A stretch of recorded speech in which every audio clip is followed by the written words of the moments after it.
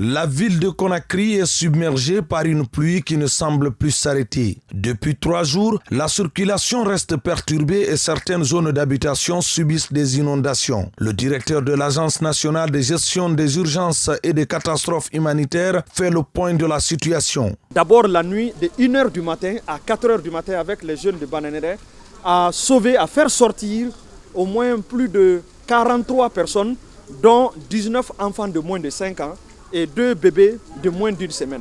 Nous avons 2206 personnes qui sont impactées, dont 18 femmes enceintes qui sont impactées et 55 personnes de 3e âge. Il y a eu 3 blessés et 1 cas de mort. Et vous voyez encore la commune urbaine de Dubreka. Nous avons Koya à Bananéré et Kalo et ensuite Matoto vers Simbaya. Et voilà. Et sans les latrines qui ont été endommagées. Donc ça veut dire quoi? Les latrines et ensuite les points d'eau. Donc c'est pourquoi on travaille avec la santé parce que ça peut générer des maladies et donc liées à l'eau.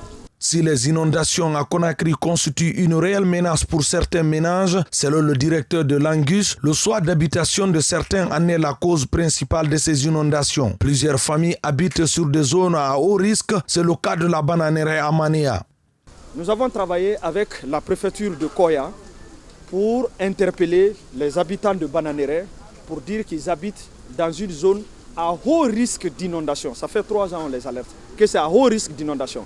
Mais comme vous le savez, c'est un travail intersectoriel et déguerpir les gens sur un site où ils ont certains documents et ensuite où ils ont déjà construit, s'il faut le ministère de la Justice qui rentre en jeu. Ce n'est pas matin, midi, soir. 2022, on a dit aux gens, vous êtes dans une zone inhabitable. On a envoyé les mesures d'accompagnement, ils étaient contents, ils sont restés. 2023, ils savent qu'il y aura des mesures d'accompagnement, ils sont restés.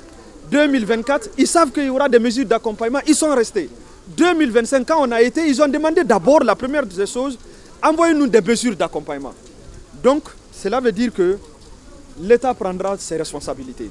S'étendant de mai à octobre, la saison des pluies avec des précipitations abondantes, surtout dans les régions côtières, devient plus violente durant le mois de juillet et août. C'est pourquoi une action concentrée entre les autorités, les communautés locales et les partenaires internationaux est indispensable pour réduire la vulnérabilité de la ville face aux phénomènes climatiques.